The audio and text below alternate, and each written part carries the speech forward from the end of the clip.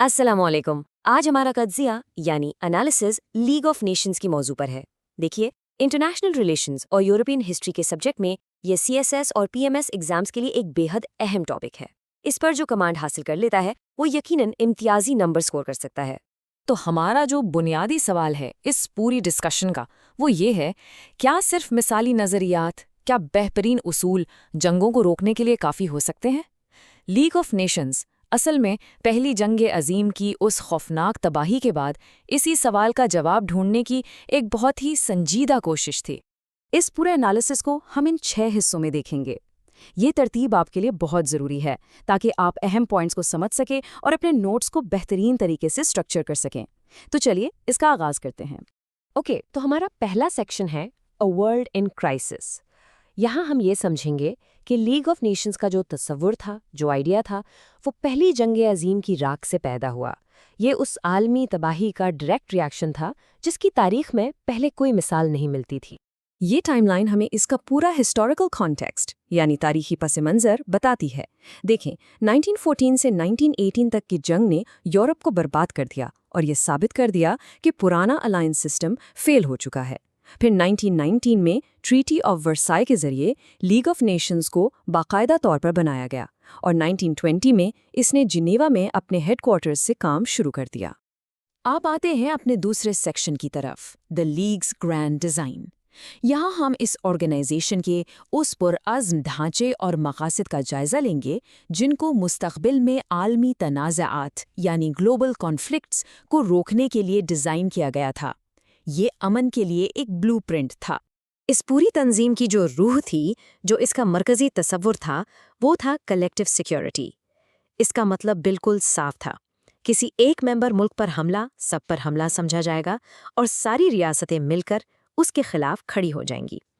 یہ عام الفاظ میں سب ایک کے لیے اور ایک سب کے لیے کا ایک گلوبل اگریمنٹ تھا۔ لیگ کے جو اہم مقاصد تھے ان میں جنگ کو روکنا، تسلیح سے پاک کرنا یعنی ڈس آرمامنٹ کو پروموٹ کرنا، سفارتکاری کو فروغ دینا اور عالمی فلاح و بہبود جیسے لیبر، صحت اور انسانی مسائل، ان سب کو حل کرنا شامل تھا۔ ان مقاصد کی جو نوعیت تھی یعنی نیچر، وہ واقعی بہت مثالی اور جامع تھیں۔ لیگ کا جو آرگنائزیشنل سٹرکچر تھا وہ ان اہم اداروں پر مشتمل تھا۔ سب سے پہلے تھی دی اسمبلی، جہاں ہر ممبر ملک کو ایک ووٹ کا حق تھا۔ پھر تھی دی کاؤنسل، جو بڑی طاقتوں پر مشتمل ایک چھوٹا لیکن پاورفل ادارہ تھا جس کا کام فوری فیصلے کرنا تھا۔ اس کے بعد سیکریٹریٹ، جو اس کا انتظامی کام دیکھتا تھا، اور آخر میں the permanent court of international justice, جو لیگل ڈسپیوٹس کو حل کرتا تھا۔ یہ دراصل عالمی حکومت کی پہلی سنجیدہ کوشش تھی۔ اب یہ پوائنٹ بہت غور سے سنیے، یہ ایک اہم CSS انسائٹ ہے۔ کاؤنسل میں فیصلوں کے لیے یونانیمٹی یعنی سب کی متفقہ رائے کی شرط اس کے سٹرکچر میں ایک بہت بڑی خرابی تھی۔ اس ایک شرط کی وجہ سے اکثر کوئی بھی اہم ایکشن لینا ناممکن ہو جاتا تھا اور یہ ادارہ عملی طور پر مفلوج یعنی پیرالائزڈ ہو کر رہ جاتا تھا۔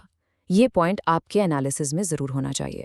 چلیے اب تیسرے سیکشن کی طرف بڑھتے ہیں، ارلی سکسیسز، فالس ہوپ۔ اپنے شروع کے دنوں میں لیگ نے کچھ کامیابیاں حاصل کیں۔ ان کامیابیوں سے ایک پر امید فضا پیدا ہوئی کہ شاید یہ نظام عالمی امن قائم کرنے میں کامیاب ہو ہی جائے گا۔ اس کی کچھ مثالیں دیکھیے۔ 1921 میں سویڈن اور فن لینڈ کے درمیان اولینڈ آئلینڈز کے تنازع کو کامیابی سے سلجھایا گیا۔ 1925 میں گریس اور بلغاریہ کے سرحدی جھگڑے کو ایک بڑی جنگ میں بدلنے سے روک لیا گیا۔ اور اس کے علاوہ پناہ گزینوں کی مدد، غلامی کے خلاف کیمپینز اور عوامی صحت کے شعبے میں اس کی خدمات واقعی قابل تعریف ہیں۔ لیکن یہ شروع کی کامیابیاں زیادہ دیر تک قائم نہ رہ سکیں۔ ہمارا چوتھا سیکشن ہے دی کلیپس آف سیکیورٹی۔ 1930 میں بڑے بین الاقوامی بحران پیدا ہوئے جنہوں نے لیگ کے مثالی نظریات اور اصل دنیا کی تلخ حقیقت کے درمیان جو فرق تھا اسے بالکل واضح کر دیا اور اس کی بنیادی کمزوریوں کو سب کے سامنے بے نقاب کر دیا۔ اس سلسلے میں سب سے پہلا اور سب سے بڑا امتحان 1931 کا منچورین کرائسس تھا۔ سٹیپ بائی سٹیپ دیکھے ہوا کیا۔ جاپان نے چائنا کے علاقہ منچوریا پر قبضہ کر لیا۔ لیگ نے لمبی تحقیق کے بعد صرف اس کی مذمت کی، بس نہ کوئی فوجی کارروائی ہوئی، نہ ہی کوئی اہم معاشی پابندیاں لگائی گئیں۔ نتیجہ، جاپان بغیر کسی ڈر کے لیگ سے ہی نکل گیا۔ یہ جو کمپیریزن آپ دیکھ رہے ہیں یہ صاف بتاتا ہے کہ منچورین کرائسس اور پھر 1935 کے اٹالیو ایتھیوپین وار میں ناکامی کا پیٹرن بالکل ایک جیسا تھا۔ دونوں معاملات میں لیگ جریت یعنی اگریشن کو روکنے میں بری طرح ناکام رہی۔ ان واقعات نے لیگ کی بے بسی کو پوری دنیا پر ظاہر کر دیا اور اس کی ساخ یعنی کریڈیبلٹی کو مکمل طور پر تباہ کر کے رکھ دیا۔ اب ہم اپنے 5ویں اور امتحانی نقطۂ نظر سے سب سے اہم سیکشن پر آتے ہیں، انیٹمی آف اے فیلئر۔ یہاں ہم اس سوال کا گہرا تجزیہ کریں گے کہ آخر لیگ آف نیشنز کا وہ عظیم خواب ٹوٹا کیوں؟ لیگ کے انہدام یعنی کولیپس کے بنیادی وجوہات اس ٹیبل میں دیکھی جا سکتی ہیں۔ پہلی اور سب سے بڑی وجہ، اس کے پاس اپنے فیصلوں پر عمل کروانے کے لیے کوئی فوج نہیں تھی۔ دوسری، امریکہ جیسی عالمی طاقت اس کا حصہ ہی نہیں بنی۔ کیوں؟ کیونکہ ان کی سینٹ نے ٹریٹی آف ورسائی کو ریجیکٹ کر دیا تھا۔ تیسری وجہ، بڑی طاقتوں نے اپنے قومی مفادات کو اجتماعی تحفظ پر ہمیشہ ترجیح دی۔ اور آخر میں وہی یونانیمٹی رول اور 1929 کے عالمی معاشی بحران نے اس کی کمر ہی توڑ دی۔ چلیے اب تک کے جو اہم انالیٹیکل پوائنٹس ہیں ان کا ایک کوئک ریکیپ لے لیتے ہیں۔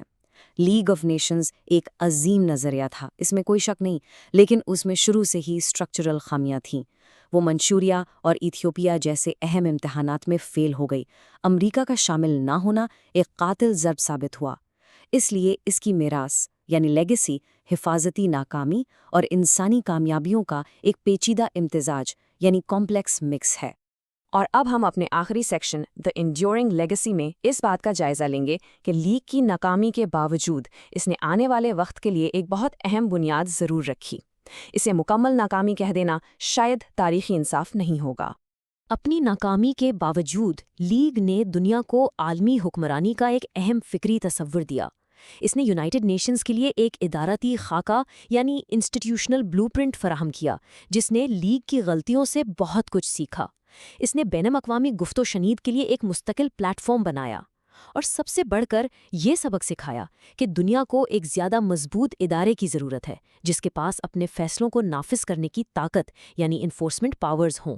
تو آخر میں ہم اس سوال پر رکتے ہیں، کیا لیگ آف نیشنز ایک مکمل ناکامی تھی یا پھر یونائٹڈ نیشنز کے قیام کے لیے ایک ضروری پہلا قدم تھا؟ اس سوال پر غور کرنا اور ایک متوازن یعنی بیلنسڈ جواب تیار کرنا آپ کے CSS امتحان کے لیے بے حد ضروری ہے۔ یہی وہ تجزیاتی گہرائی ہے جو ایک ایگزامینر آپ کے جواب میں تلاش کرتا ہے۔